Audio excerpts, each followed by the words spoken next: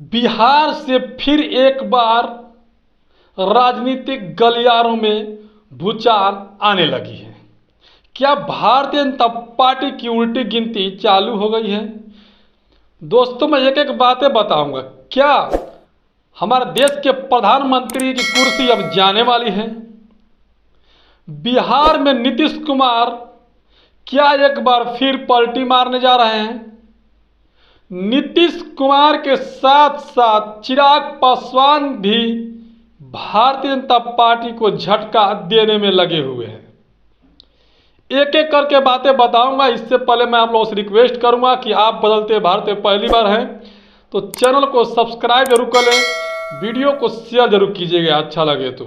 क्योंकि जिस तरह से बहुजन समाज के जो लोग हैं, जो बहुजन समाज के जो लीडरशिप हैं, वो एकाएक कहीं ना कहीं एक प्लेटफार्म पर आते हुए नजर आ रहे हैं। पिछले कई दिनों से लोगों में एक शंकाएं पैदा हो रही थी और उस शंकाएं नीतीश कुमार जी कर रहे थे। लेकिन लोकसभा जब चुनाव हुआ उसके बाद जैसे ही भारतीय जनता पार्टी की सीट महज 240 पर आकर अटक गई, लोग यही कहने लगे कि हर बार नीतीश जी पलटी मारते हैं और एक बार हम लोग के लिए पलटी मार दें। लोगों ने बहुत कामनाएं की। लोगों ने जितने विपक्ष में थे नेता, वो भी इस बात को कहे थे। जनता बिहार से लेकर यूपी से लेकर पूरे भारत के कोने कोने की एक एक जनता की मांग यही थी कि नीतीश चाचा एक बार और आप पलटी मार दीजिए। तो क्या उसका असर अब दिखने लगा है? ये देखने वाली बात है।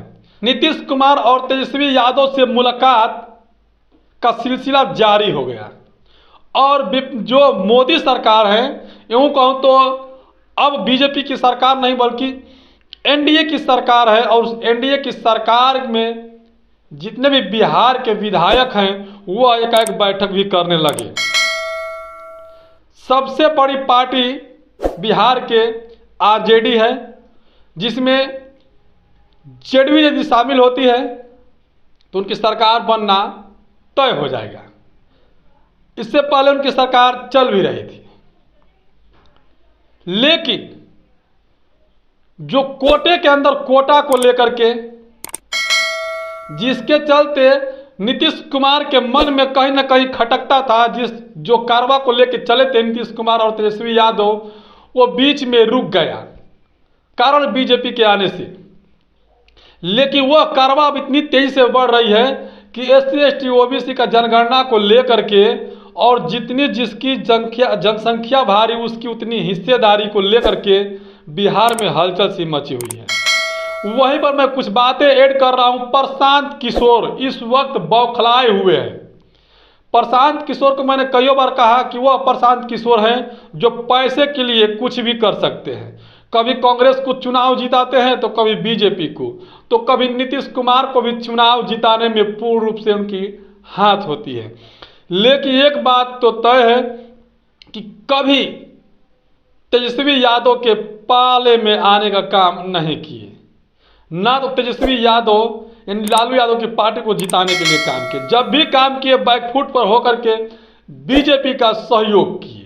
बेशक बीजेपी के विपक्ष में चुनाव जो जीत रहा है उसको जिताने का काम किए, लेकिन बीजेपी के मजबूत के लिए ही काम किए। और आज भी वो बैकफुट जन स्वराज पार्टी के बैनर तले काम कर रहे हैं, लेकिन कहीं ना कहीं तेजस्वी यादव के पीछे पड़े रहते हैं। नौवीं फेल की एक ही रट लगाए रखते हैं।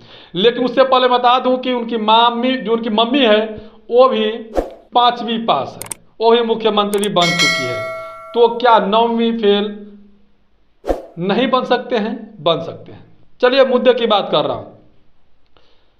चिराग पासवान भी कोटे के अंदर कोटा को लेकर के बवाल खड़ा कर दिए हैं एनडीए गठबंधन में। कहीं ना कहीं बीजेपी को झटका लगते हुए नजर आ रहा है। अगर यदि बीजेपी छोड़ इंडिया गठबंधन में चिराग पासवान जाएंगे तो बीजेपी की कुर्सी कहीं ना कहीं खतरे में पड़ जाएगी। लोग कह रहे हैं मौसम वैज्ञानिक के पुत्र हैं, यानी उनके बेटे हैं रामविलास पासवान जी के, और वह भांप लेंगे शायद कि अब किसकी गद्दी जाने वाली है। इसी से अनुमान लगाया जा रहा है कि भारतीय जनता पार्टी की 240 सीट ला करके जो एनडीए का नाम दिए हैं, इससे पहले उन्होंने बीजेपी की सरकार कहा करते थे, लेकिन अब वो एनडीए का नाम लेते हैं। तो उस एनडीए में चिराग पासवान भी हैं, उसी एनडीए में नीतीश कुमार जी भी हैं। तो क्या नीतीश कुमार और चिराग पासवान दोनों झटका देने जा रहे हैं बीजेपी, यूं कहो तो एनडीए गठबंधन को? अगर यदि दोनों गठबंधन को झटका देते हैं तो ये तो तय हो जाएगा कि भारतीय जनता पार्टी की जो सरकार है, यूं कहो तो नरेंद्र मोदी जी की सरकार है, वो धड़ाम से गिर जाएगी।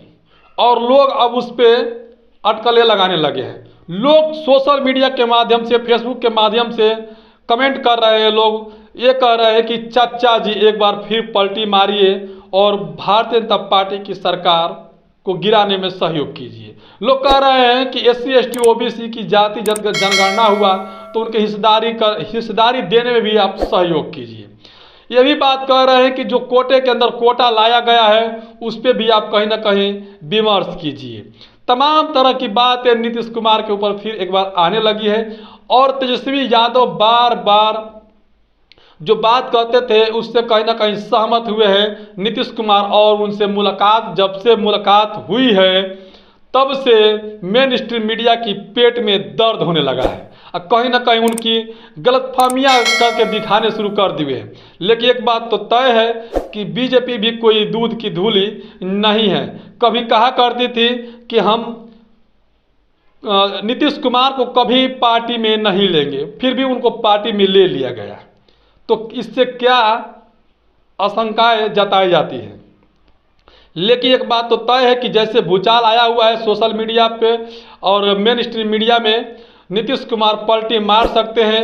तो 1 से 2 दिन में बात एक खुलासा हो जाएगी और कहीं ना कहीं फिर एक बार नीतीश कुमार सरकार बनाएंगे आरजेडी के साथ में, और चिराग पासवान भी शायद उनको पीछे से यानी बैक डोर से उन्हें स्वागत करने के लिए तैयार हैं।